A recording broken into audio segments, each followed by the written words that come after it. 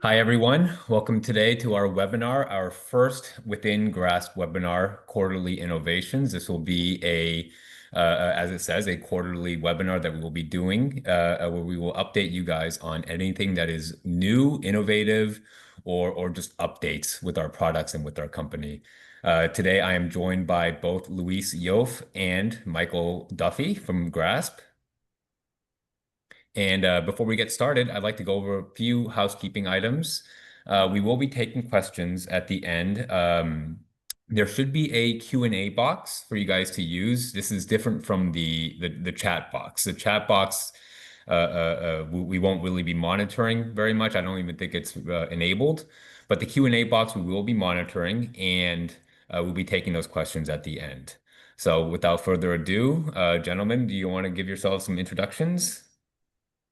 Sure. I guess I can go first if you like. So Mike Duffy, I oversee product at Grasp. Been with Grasp since 2015. I started off with the virtual card product, overseeing all the products now, and very happy to give everyone an update on the new features. And I'm Luis Iofe. I'm veteran of the travel and payment industry, and I joined Grasp on the graspPAY group, where we provide fantastic solutions for virtual payments for the travel industry. As I was mentioning earlier, this will be a recurring webinar that we'll be doing. We want to be able to keep everyone, our clients, our partners, friends, everyone in the industry. We want to keep everyone keep you current and informed as to new features, updates, as well as future plans for our company and our products. Along with these updates, you'll be getting practical tips and tricks to help you get as much as possible from our solutions.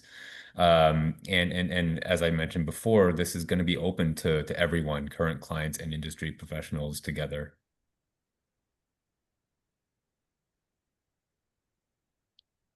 Great, thanks for that. And so, as many of you know, Grasp been around since 1996. So building smarter travel and payment solutions.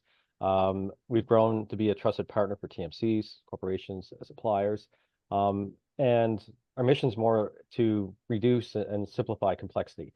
Helping clients with efficiency, security, control. With graspPAY, we've taken that same philosophy and we've applied it to one of the biggest challenges in payments and business travel, which is payments. Started back in 2015, as I mentioned. I believe we were the first to have the online booking tool integration for card deployment. And then, Peter, if you want to go to the next slide.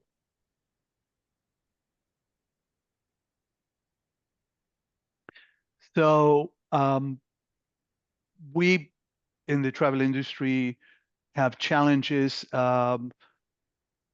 paying for, in particular, frequent travelers that don't have a company card, infrequent travelers, like when we have a company has people coming in for a job interview, or contractors or guests of the company.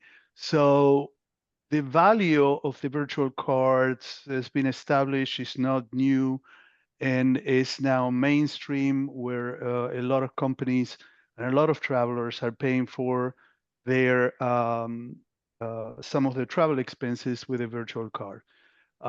It provides a tremendous protection against fraud by making sure that a real card behind the funding card, behind each one of the individual virtual cards, is not exposed to the merchant, either in the communication to the hotels, for example, or other travel suppliers, but also by limiting the use of that card, where these cards can be configured for a particular type of expense, for a particular maximum amount, or the number of times that the card can be charged, what type of charges can go on the card, and if there is any, and the validity of the card or the expiration of the card.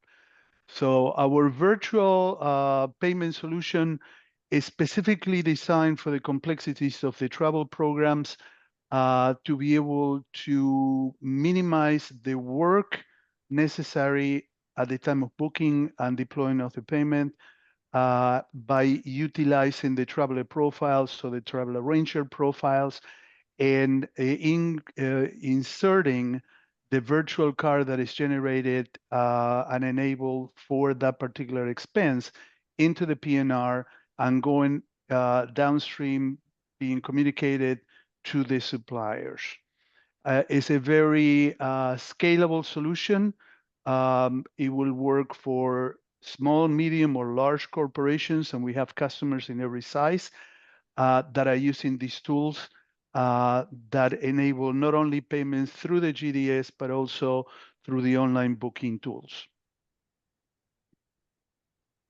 And before we dive into what's new, just thought it would be, helpful to look and see what's already there, like what's not new. And so before the exciting new features, let's talk about what's already present, and so what our customers rely on every day. And that is the touchless integration into the online booking tools, GDS. The reconciliation is 100% automated. It works with instant purchase bookings, and so that could be like a booking.com, NDC, support for non-employee travel, which we'll talk a little bit further. And our support is US based. We're not offshoring our support. Our company has great reviews on Capterra regarding our support. Often there's a very friendly relationship between our support people and our clients. And these are the foundations that we've built upon. In terms of what's new, we've expanded our travel types. Typically, there's a primary use case around hotels. I did mention that we do have air, but we've added car service as well. And that works also in the OBTs. So if you're doing any sort of car service, black car or limo, that works automatically, and the reconciliation is 100% as well. We've connected to over 80 banks worldwide. And so that could be in a couple different ways of onboarding. So that could be establishing a new line of credit with that bank. And, oftentimes it's a bank that your corporate currently works with or that you work with, would makes things a lot easier. But it also, there's some of the issuing banks do have an option where you can take your existing corporate card, your physical card, and you can create virtual cards from that. So there's a couple different options there as well. And then the communications methods to the hotel, some of this is new, some of it's old, it's new-ish. Fax is becoming less and less relevant. So we have the ability to also email the hotels directly, and that can be done either through an updated hotel list, if you have a list of contacts you prefer to have the communication sent to, or it could even be command line in the GDS. So we're able to pick up the instructions of an agent has an established relationship with a property. If they wanted that go to a certain individual, they can do that command line in the GDS. So your agents do have control of where the communication goes. We do have optional certifying integrations. The SI field, is applied to all hotel bookings. So we are doing kind of multiple communications to the hotel. And for those not familiar with the special instructions field, that transmits the instructions downstream from the GDS to the hotel CRS and on to the hotel property management system. We first pioneered that back with Marriott, and we rolled it out to all hotels. And soon to be released is API communications to certain hotel brands. And so those that are capable to receive that information in that manner, we are connecting into those hotel APIs. So that'll be another mechanism for sending that communication downstream to the hotels.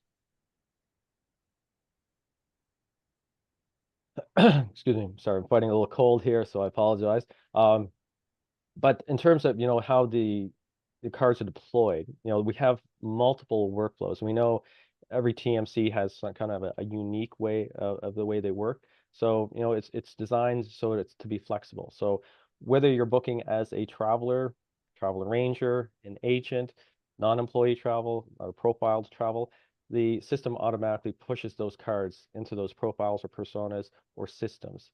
So there's no manual sort of workarounds needed.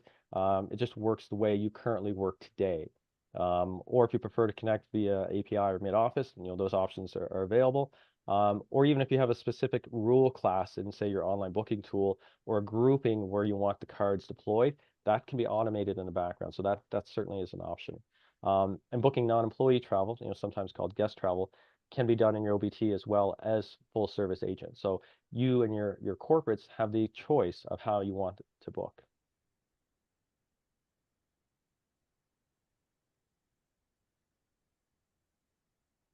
So Mike mentioned our connectivity with more than 80 banks worldwide.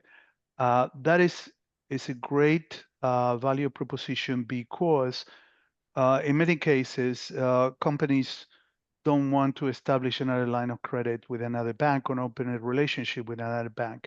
If one of those 80 banks is a bank that you do business with, then you can easily add the virtual card solution to your existing program and generate virtual cards out of your existing central payment accounts. But also we give you the flexibility for us to suggest, depending on the markets or where you're trying to deploy the cards, one of these banks that we have the ability to onboard quickly and help you through the process. So either you can use your existing corporate card program or expand with another issuer of your choice.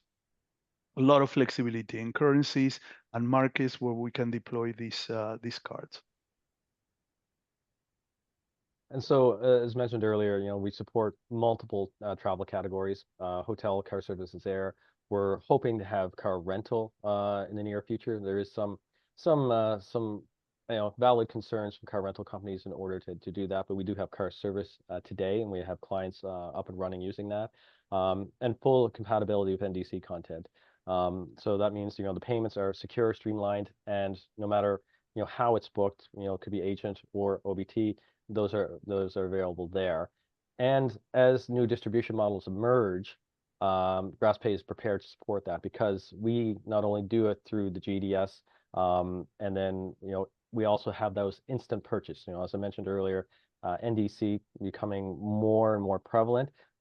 It works automatically there in that channel as well.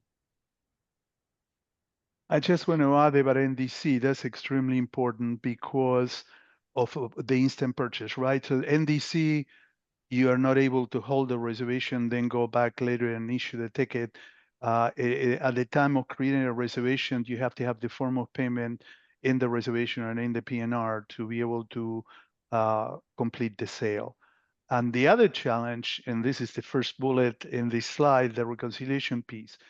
NDC is very challenging in many cases, depending on how you make the payments, to get any kind of data or details from the NDC carrier in those reservations. Because we allow 100% automatic reconciliation, because we capture the details of the reservation at the time that we deploy the card and the reservation is booked. In the case of NDC, for example, instant purchase, we have all the details of that reservation in our database. And because the payment was done with a unique 15 or 16 number credit card, the virtual card number becomes a unique key that allow us to match the details that we capture at the time of issuing the card and making that payment when you get the file from the credit card company to be able to reconcile or augmented the details for each one of the transactions using the virtual card payment number or the virtual card number as the unique key to be able to match the data. Not only eliminate manual processes, but reduce the possibility of errors. And we capture from your profiles or the PNR a large number. How many UDITs do we have, Mike, right now? So beyond the segment, where there's 99 UDIDs. 99. I think as a former travel manager, anybody that is capturing more than 10 UDIT, like department number, employee number, or whatever, if you have more than 10, you have lost your mind how you can manage this program. But we can do up to 99 unique elements of data if you need that level of detail to reconcile the account, plus the actual details of the reservation, all the flight information or the hotel details and all of that. Yeah, and you're right. I think most clients, they're between the 5 and 10 kind of fields, unique identifiers they want to have. We do have some that are much more, which is a little puzzling, I agree. But it is there if that is something they choose. And so it is important, as you say, for those unique identifiers, whether it's cost center, GL code, project number, And that could be captured, during the booking flow, or perhaps it's coming from the profile. Doesn't really matter to us. We're capturing it along with all the payment information. So I guess we'll open it up to questions, Peter. Yeah. So like we said before, there's a Q&A box for you guys to enter your questions in case you do have some. We're happy to take any questions and answer them to the best of our abilities. So we'll give it a few minutes, see if there's any questions that come through. All right, we got one here. What OBTs are you integrated with?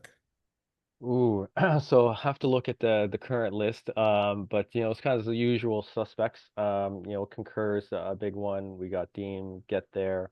Um, some of the other ones are I'm not sure where they stand.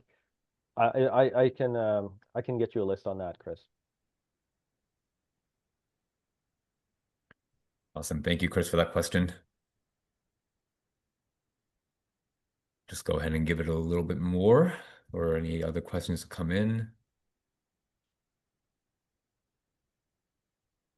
While we're waiting, I'd like to let everyone know too that our next Within Grasp webinar will be in early December, likely the first week, if not second week of December. So keep an eye out for more information on that one.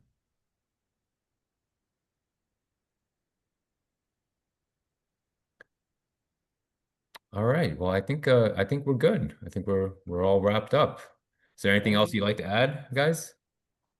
No, I Well, just want to say, yeah, go ahead. oh, sorry, Mike. No, I please. just want to say, if it is any of the attendees that you have any subject that you may be interested in for our next webinar to focus on, it could be fraud prevention, data capture, integration, challenges that you may have um, with either existing virtual card programs or questions or barriers that you may see for implementing such a program, we will love to be able to address those issues specifically. Yeah, definitely. If you guys have anything that you'd like us to cover, that definitely will we will definitely answer those questions and cover those topics. There's no shortage of information and knowledge that we're willing to, willing to give out. So Yeah, and if anyone thinks of a question after this webinar, feel free to reach out to either me or Louise. awesome. Well, thank you so much, guys. This was great. You guys did great. Super. All right. Well, thank you all. All right. Thanks, folks. Thanks everyone for joining. We'll see you next time. Thank you for joining Right. us.